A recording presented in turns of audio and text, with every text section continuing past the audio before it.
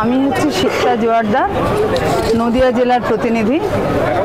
নদিয়া জেলা যেহেতু একটা বর্ডার বলা যায়, সীমান্তবর্তী জেলা, ফলে সেই জেলার একটা অন্যতম সমস্যা হচ্ছে উদ্বাস্তুদের সমস্যা।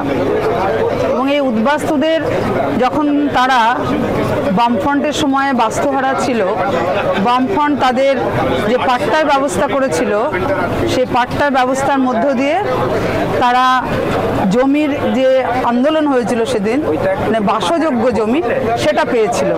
আজকে অনেকেই কর্পোরেটের যে রমরমা, সেই কর্পোরেটের রমরমায় তাদের বাসযোগ্য জমিটাও চলে যাচ্ছে।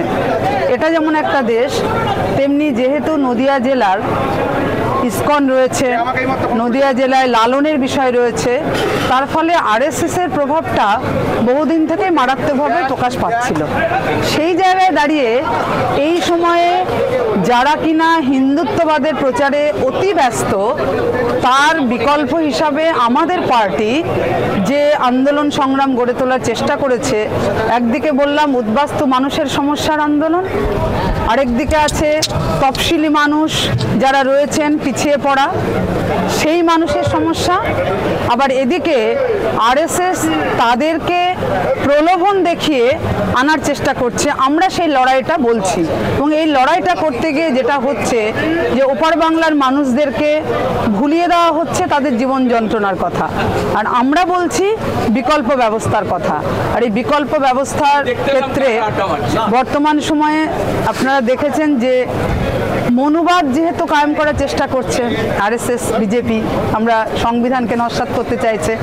আমরা যে লড়াইটা করছি বিশেষ করে মহিলা হয়ে, যে শুধু মনুবাদ কথাটার মধ্যে সীমাবদ্ধ না, আসলে মনুবাদ কায়েম করে সংবিধানকে পাল্টে ফেলে ওরা হিন্দুত্ব আনতে চাইছে কেন? কারণ মহিলাদের অবমাননাটা কোন জায়গায় যাবে, এইটা আমরা বলতে চাইছি। ফলে মানুষের রুটি রুজির আন্দোলনটাকে ওরা ভুলিয়ে দিতে চাইছে। বিশেষ করে তখন যে নিরাপত্তা বলয়টা থাকার কথা, সেই নিরাপত্তা বলয়ের মধ্যে না রেখে যে আন্দোলনটা ওরা চাইছে, আমরা বলছি না, মহিলাদের নিরাপত্তা বলয়ের মধ্যে রাখতে হবে। অবমাননা ওরা করবে যদি ওরা মনুবাদকে কায়েম করে। এই আন্দোলনটাও আমরা করছি। আমার একটা প্রশ্ন, আপনি ইসকন সম্পর্কে বললেন, ইসকন সম্পর্কে একটা খবর আমরা কাগজে পড়েছি যে প্রায় 700 একর মতো জমি আমাদের রাজ্য সরকার ইসকনকে দিয়েছে, এবং সেটা মুখ্যমন্ত্রীও বিভিন্ন সভা সমাবেশে খুব গর্ব করেই বলে থাকেন। এখন আমরা যদি একটু পিছিয়ে যাই, তাহলে আমরা দেখব যে সিঙ্গুরের যে কারখানার প্রকল্প, সেটা ভেস্তে যাওয়ার মূল কারণ ছিল যে 400 একর অ্যান্সিলিয়ারি ইন্ডাস্ট্রিজের জন্য রাখা হয়েছিল। তখন উনি সেই 400 একর অ্যান্সিলিয়ারি ইন্ডাস্ট্রি বলতে উনি বিউটি পার্লার, স্পা ইত্যাদি বুঝিয়েছিলেন।